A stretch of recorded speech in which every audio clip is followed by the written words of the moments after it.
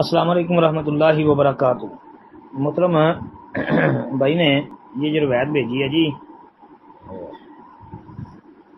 من حافظ علیہ کانت لہ نورن و برہانن و نجاتن والی، تو یہ روایت حسن ہے، کہتے ہیں تحقیق کر دے حسن حدیث ہے جی۔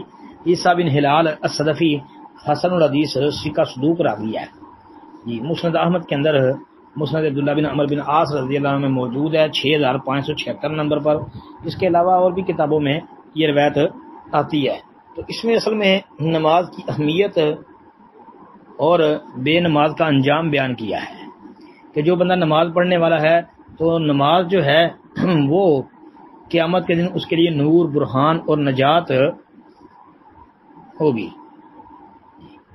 نماز پڑھنے والا جو ہے نمازی آدمی، اس کے لیے یہ بیان کیا ہے کہ نمازی آدمی کے لیے نماز جو ہے وہ قیامت کے دن اس کے لیے نور یعنی روشنی، دلیل اور نجات کا سبب بنے گی۔ اور جو بندہ بے نماز ہے، نماز نہیں پڑھتا، نہ اس کے لیے نور ہوگا، نہ دلیل ہوگی اور نہ نجات ہوگی، بلکہ اس کا ساتھ وہ بیان کیا ہے کہ وہ قیامت کے دن قارون، فرعون، حامان اور ابی بن خلف کے ساتھ ہوگا۔ تو یہ روایت حسن ہے۔ السلام علیکم ورحمۃ اللہ۔